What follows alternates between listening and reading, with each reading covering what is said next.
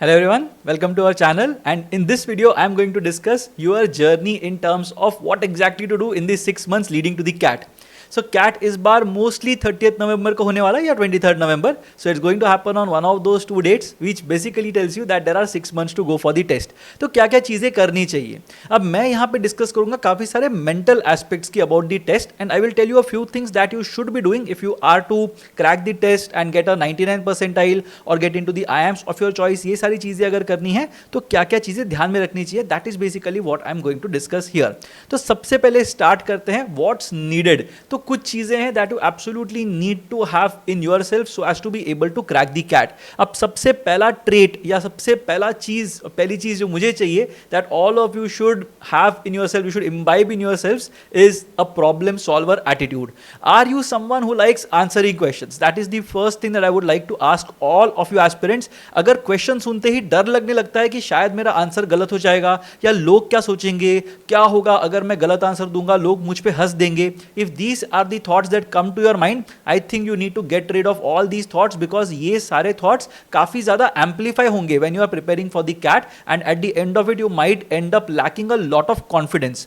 So people who end up doing well at the CAT will be the ones जो लोग बहुत ज़्यादा confident हैं in their ability and अगर कोई question पूछता है वो सीधा solve करना शुरू कर देते हैं. वो सोचते नहीं हैं कि अरे ये question मुझसे क्यों पूछ लिया, कुछ और कर लेते इसकी जगह पे. Why do we have a test? Why is there so much of competition? The moment you start worrying about all these things, you are going to be in big trouble anyway.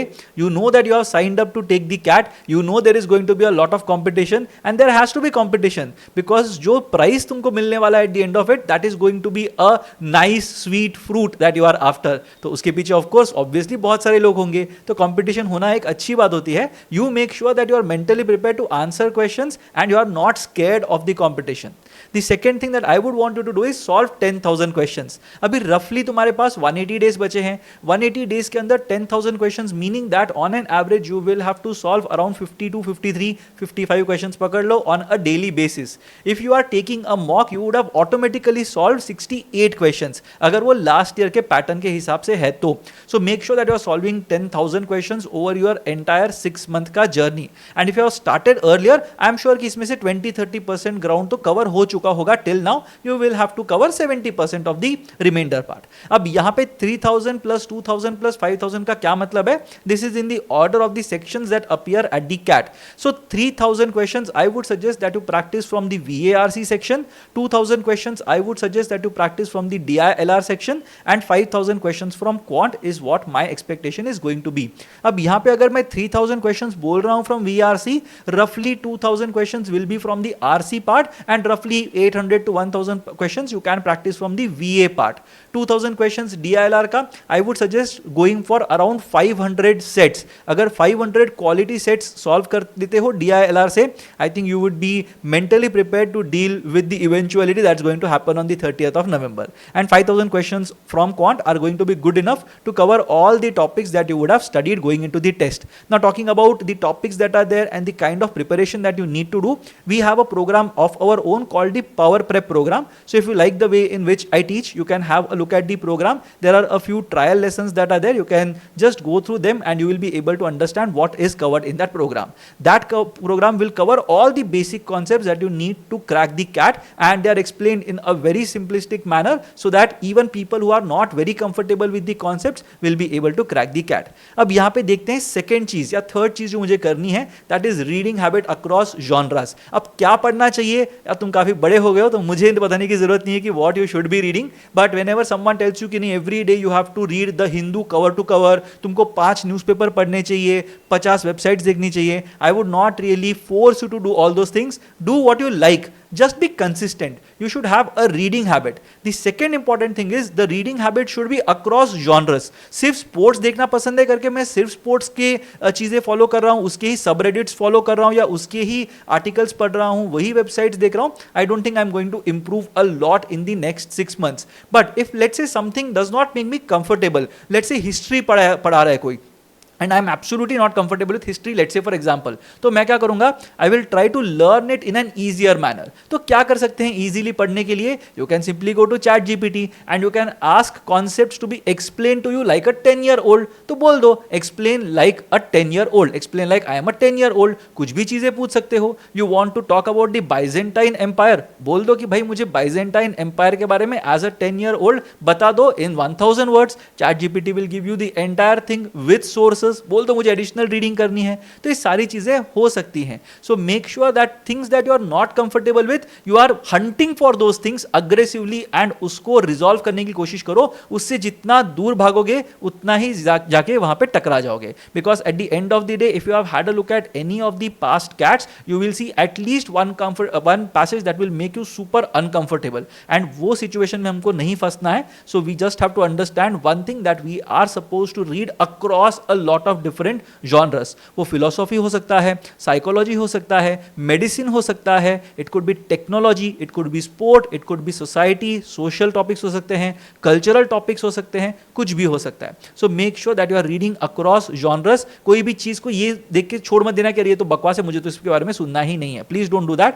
Make sure that you are referring to something and at least have a working knowledge of the genre that you are not comfortable with. The second thing is a continuation from the first bit that I mentioned. Problem solver attitude होना जरूरी है, but puzzle solving करना भी बहुत जरूरी है. Because whenever you are looking at any DILR set, उसके कुछ कंपोनेंट्स होंगे. ऐसा नहीं होगा कि DILR सेट कुछ तो RC के जैसे पूछ लिया जो कभी देखा ही नहीं, कभी पढ़ा ही नहीं. ऐसे नहीं होगा. हर एक DILR सेट के कुछ कंपोनेंट्स होंगे. There might be a table जहां पे एवरेजेस निकालना बहुत जरूरी है. There was a situation wherein people were asked to find the mode of a sample set. ये हो सकता है. This was in CAT 2023.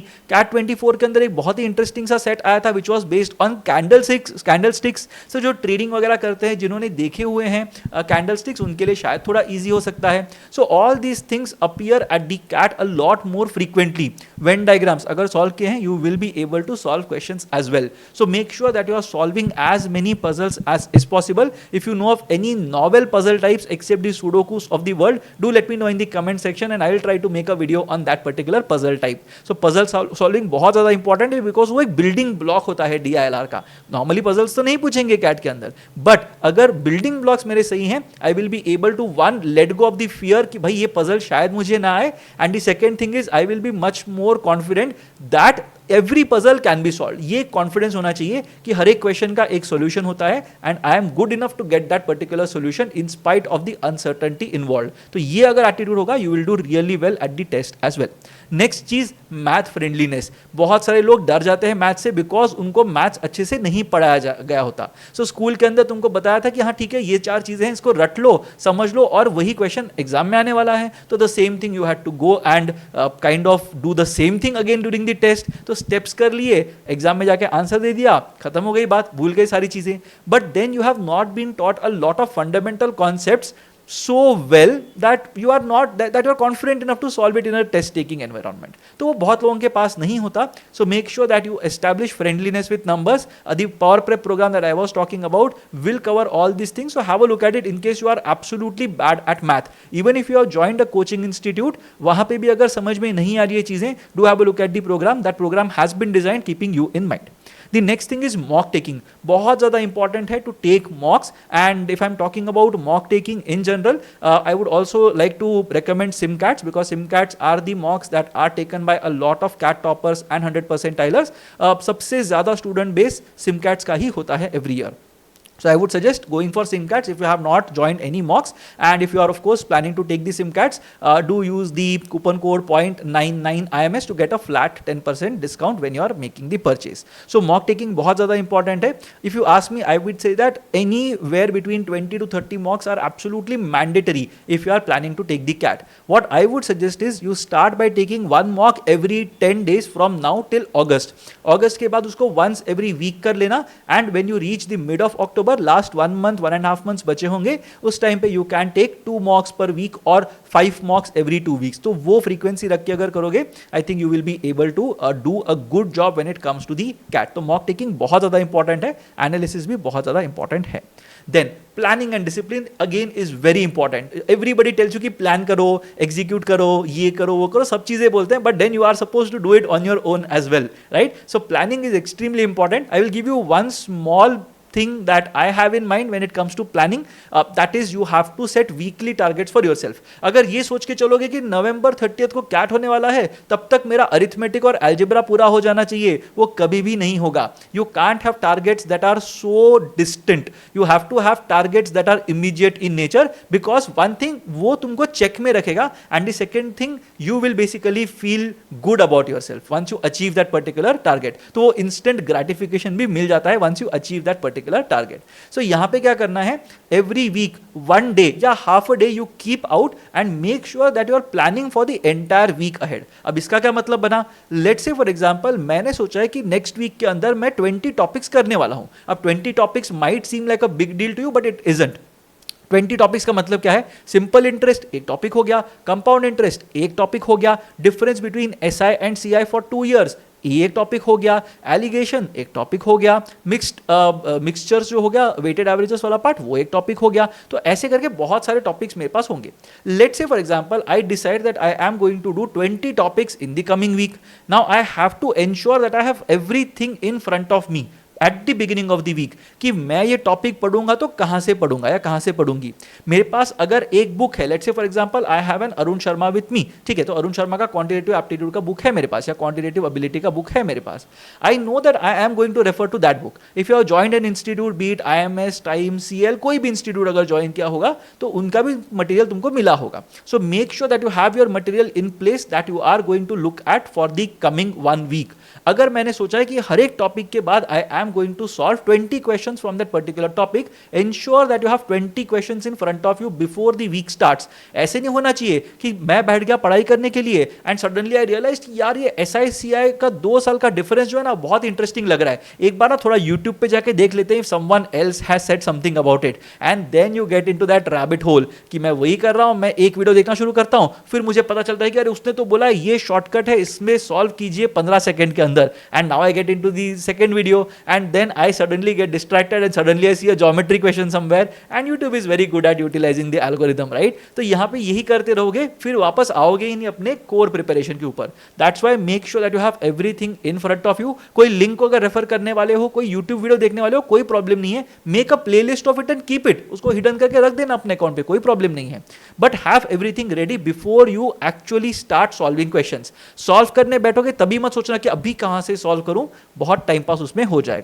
Especially if you are a repeater and if you are working somewhere, you are not going to get 2 or 3 hours of time and mass, वो नहीं मिलेगा. तुमको देखना पड़ेगा कि अरे 15-20 मिनट यहाँ पे मिल गए, चलो मतलब today my boss is working from home, तो वो तो ऑफिस में नहीं आने वाला, maybe I will get 30 minutes to do something, तो मैं काम करता हूँ 30 मिनट्स का कंटेंट मेरे पास रेडी है, उसको मैं बैठ के जल्दी जल्दी सॉल्व कर लूंगा. Something like that you can do, ठीक है. बट ये प्लानिंग बहुत इंपॉर्टेंट है. The better you plan the better your result is going to be. ये पूरा का पूरा गेम जो है ना वो प्लानिंग के ऊपर डिपेंड करता है. And of course second thing is also important, discipline is very important, execution भी इंपॉर्टेंट है. बट जितना अच्छे से प्लान करोगे ना, उतना your brain is going to give you cues, positive cues तुमको देगा तुम्हारा brain, and will tell you that भाई ये तुमने इतना प्लान किया है तो एग्जीक्यूट भी कर ही दो. So that is basically what you are suppose to do here. And very important, consistent preparation करना जरूरी है.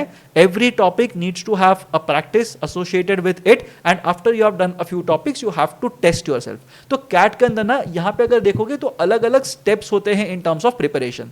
सबसे पहली बार जब कोई टॉपिक देखोगे, कोई कॉन्सेप्ट समझोगे ना, तो you will feel very scared about it. Someone will have to come and teach it to you. अब वो हो सकता है थ्रू रिकॉर्डेड वीडियोस, वो हो सकता है थ्रू ऑनलाइन क्लासेस, वो हो सकता है थ्रू फिजिकल क्लासेस, जैसे भी हो.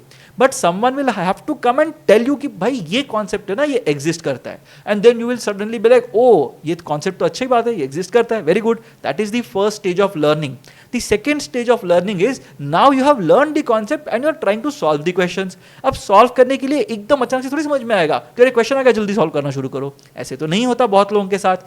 Now what will happen is you will look at a particular concept and then you will start to solve questions, but थोड़ा सा पुश लगेगा कि किसी ने कुछ बता दिया, थोड़ा सा मैंने हिंट देख लिया, हमारे फैकल्टी ने आके हमको बता दिया कि अरे ऐसे शुरुआत कर सकते हैं, ये 2 चीज़ों पे ध्यान दो. That is basically when you are starting to solve questions with those practice practice wheels that you get on a cycle. तो वैसे मैंने शुरू किया। उसके बाद थर्ड स्टेप आता है। थर्ड स्टेप, मैं इंडिपेंडेंटली क्वेश्चन सॉल्व कर रहा हूं, मुझे अब कोई डर नहीं है, मुझे कोई स्टार्टर की जरूरत नहीं है। I will basically start a question on my own और start solving a question on my own and I will take it through till the end. मैं पूरा का पूरा लास्ट तक वो क्वेश्चन इंडिपेंडेंटली सॉल्व करूंगा। That is the third stage of preparation. The fourth stage of preparation is solving the same question in the presence of a timer. अब एक एक क्वेश्चन तो सॉल्व हो रहा है, बट 22 क्वेश्चन आ गए। अब वहां पे डिसीजन मेकिंग आ जाता है कि अरे 22 में से कौन से क्वेश्चन सॉल्व करने चाहिए, कौन से नहीं करने चाहिए, कौन से question you have to solve right now and कौन से क्वेश्चन को बाद में करना चाहिए। So all that decision making will basically be your test taking phase. So make sure कि ये 4 स्टेजेस में तुम अपने प्रिपरेशन को डिवाइड कर रहे हो and as soon as you conquer one stage, feel very happy about yourself, feel good about yourself. It's very important for you to stay positive throughout your preparatory journey. अब यहां पे कोई भी तुमको ये चीजें नहीं बताएंगे, वो चीजें मैं बताऊंगा, 5 ही चीजें, तो ध्यान देके इसको देख लेना। The first thing is you always have to attack the technical topics first, right? So technical topics को पहले अगर attack करोगे, you will feel very happy about yourself and you will see yourself improving. अगर मैं technical topics को पहले attack नहीं कर रहा, which basically means that you are not tackling quant first और quant को पीछे ढकेलते जा रहे हो कि यार ये मेरे को comfortable नहीं लग रहा, तो पहले preparation start तो करते हैं, फिर देख लेंगे quant को। ये दिन वो दिन कभी नहीं आने वाला, right? You have to attack the technical topics first because that will give you confidence. वो topics करने से ना तुमको पता चलेगा कि अरे ठीक है, चलो ये पेपर के अंदर मुझे 5-10 क्वेश्चंस तो सॉल्व करने आ रहे हैं confidently and that is going to give you a positive boost. तो पहले टेक्निकल टॉपिक्स को टैकल करो। अब ये क्या क्या टेक्निकल टॉपिक्स हैं? If you ask me in terms of VARC, मेरे हिसाब से जंबल्ड पैराग्राफ्स लास्ट ईयर नहीं आया था, but it can always reappear at the test, that was a technical topic. Paragraph summary को टेक्निकली टैकल कर सकते हैं। फिल इन द ब्लैंक्स जो होता है उसको टेक्निकली टैकल कर सकते हैं। और sentence out is a technical topic and जो फैक्ट बेस्ड RC के क्वेश्चंस होते हैं those are again technical topics.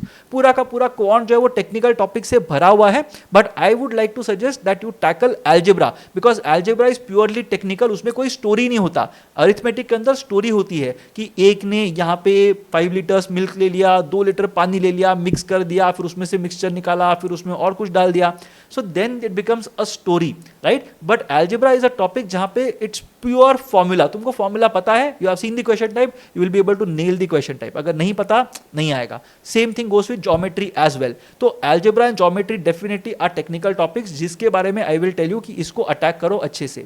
In terms of DILR, Venn diagrams is a proper technical topic. या तो तुमको आता है या तो नहीं आता। Games and tournaments proper technical topic, इधर you know how to solve it और you don't. Arrangements based questions proper technical topic. DI set जो टेबल बेस्ड होते हैं जिसमें एवरेजेस, मीन, मोड, मीडियन, ये सारे कॉन्सेप्ट्स यूज होते हैं, वो सारे टेक्निकल टॉपिक्स हैं।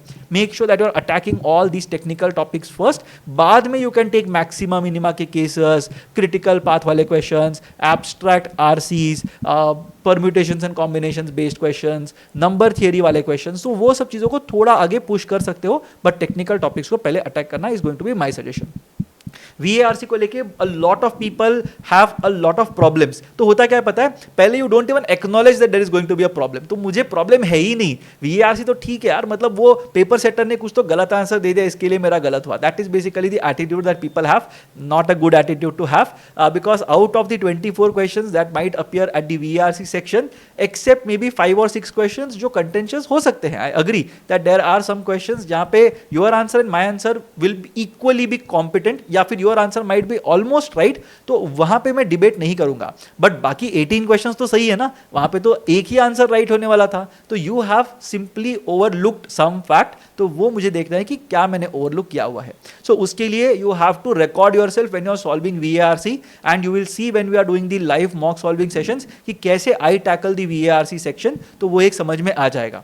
सो VARC जब कर रहे हो ना, तब सोचना कि भाई मतलब क्या चीज है जो मैं देख रहा हूं, कैसे मैं सोच रहा हूं, थोड़ा जोर से बात करने की कोशिश करना। Record yourself on your phone और record your screen. Make sure that you have something in front of you that will tell you exactly where the problem is. क्योंकि पेपर सॉल्व करने के बाद लगता है अरे मैंने भी तो यही सोचा था, बट एक्चुअली वैसा नहीं सोचा होता। So make sure that you are recording yourself when you are solving the VARC section. Discuss the VARC section entirely with people who you think are good at VARC। ठीक है, उसको ऐसे छोड़ मत देना कि अरे ठीक है मेरा गलत हो गया, नेक्स्ट टाइम अच्छा करूंगा। कैसे नेक्स्ट टाइम अच्छा करूंगा मैं, अगर मुझे पता ही नहीं कि प्रॉब्लम क्या है। ठीक है, so open your mind, talk to people, make sure that you are discussing these questions, only then will you get better at VARC.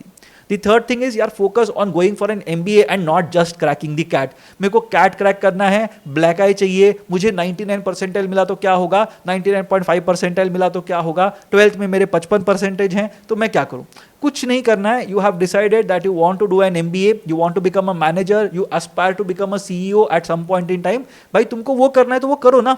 Don't just focus on cracking the CAT, think of the bigger picture that you have. ठीक है, तो हमेशा MBA के बारे में सोचना है, just don't think about cracking the CAT. This basically means that one of these things is you keep multiple options open. ये मत सोच के चलो कि मैं सिर्फ IIM ABC में ही जाऊंगा या मैं सिर्फ ब्लैक आई में ही एडमिशन लूंगी, बाकी सब कॉलेजेस कचरा कॉलेजेस हैं। ऐसा बिल्कुल नहीं होता। Every college is good enough for some people, it might not be good enough for some people, but हाँ मतलब हर एक कॉलेज का अपना एक पूल होता है, एक क्राइटेरिया, एक स्टूडेंट का पूल होता है that is interested in that particular college. तो if it's not meant for you, fair enough, it's fine, but अभी सब कुछ शट डाउन मत करना, मुझे ABC ही चाहिए नहीं तो मैं MBA नहीं करूंगा। It doesn't work that way, right? You are suppose to do an MBA, कौन से कॉलेज से करोगे वो सेकेंडरी है। ठीक है, so at this point in time keep your options open in terms of tests, in terms of colleges. अभी कुछ चीज डिस्कस मत करना, try to get consistent performances in your mocks, उसके बाद यू कैन डिसाइड कि कौन से कॉलेज में मुझे जाना चाहिए और कौन सा कॉलेज में बिल्कुल भी ना लूं।